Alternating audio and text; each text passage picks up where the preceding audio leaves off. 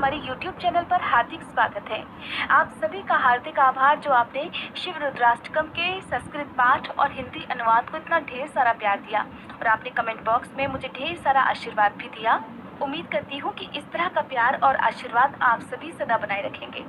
आज का अध्याय और आने वाला जो अगला अध्याय होगा वो आपको केवल 2 दिनों के लिए शाम के समय सुनने को मिलेगा। उसके बाद से हर दिन की तरह आप सुबह के समय ही इन अध्यायों का रसपान कर सकेंगे।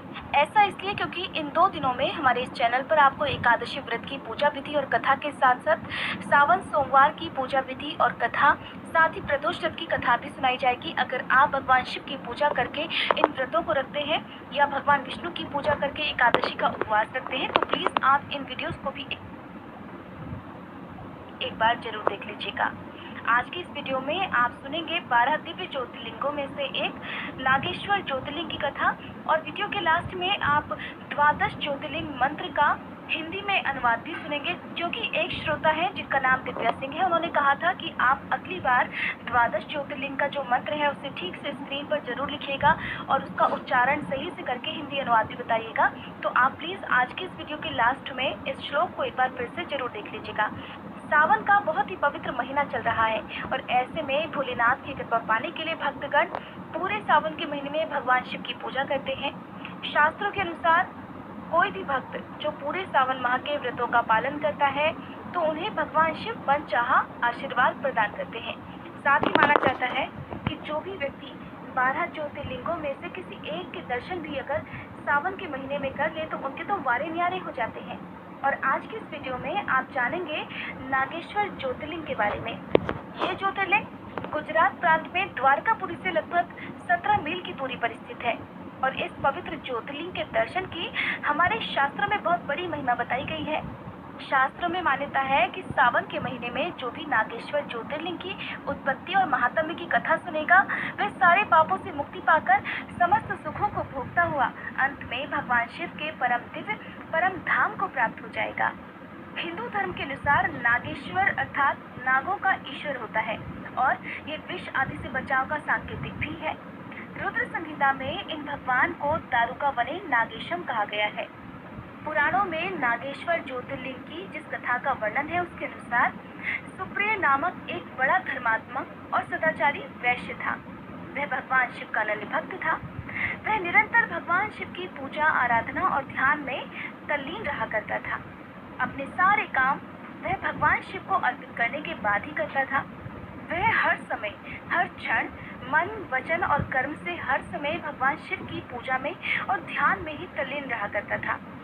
उसकी इस शिव भक्ति से दारुक नाम का एक राक्षस बहुत क्रुद्ध रहा करता था। उसे भगवान शिव की ये पूजा किसी भी तरह से अच्छी नहीं लगती थी और वह निरंतर इस बात का प्रयास किया करता कि सुप्रिय की पूजा अर्चना में विघ्न पहुंचा सके। एक बार सुप्रिय नौका पर सवार होकर कहीं जा रहा था। उस दुष्ट राक्षस दारुक ने यह उपयुक्त अवसर देखकर नौका पर आक्रमण कर दिया।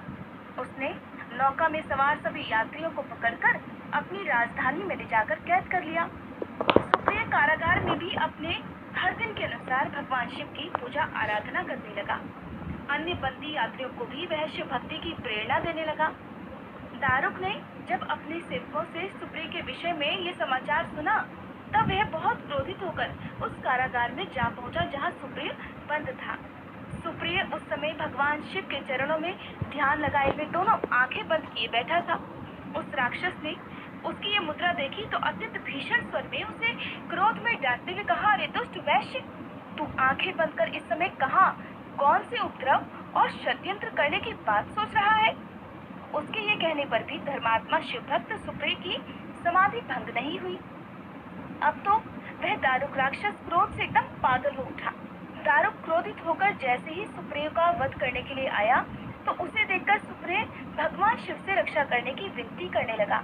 अपने सच्चे भक्त की पूर्ण विश्वास से भरी हुई विनती सुनकर भगवान शंकर जी उसी क्षण उस कारागृह में एक ऊंचे स्थान पर चमकते हुए सिंहासन पर स्थित होकर ज्योतिर्लिंग के रूप में प्रकट हो गए।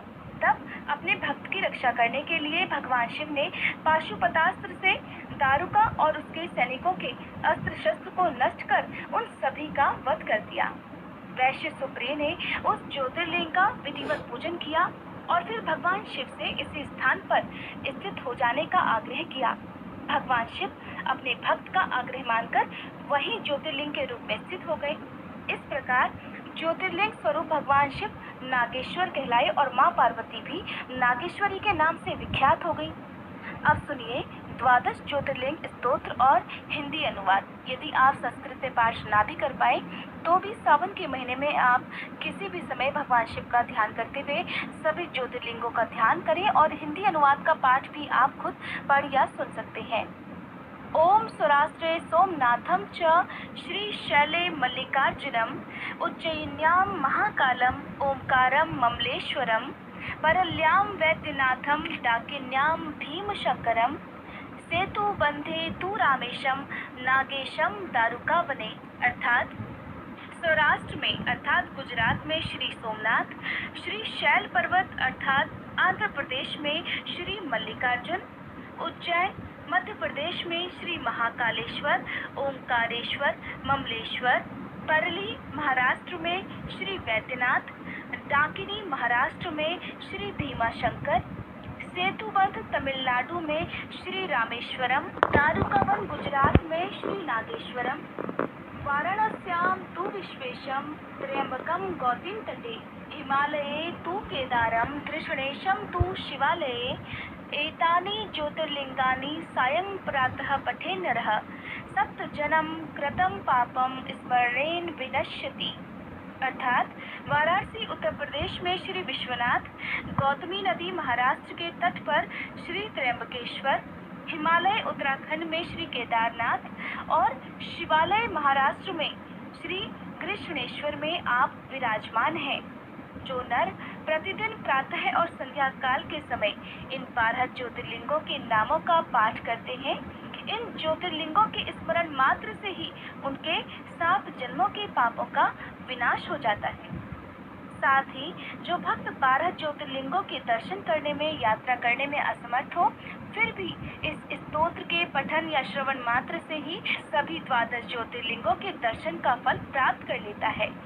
उम्मीद करती हूँ आज की ये वीडियो आपको पसंद आई होगी।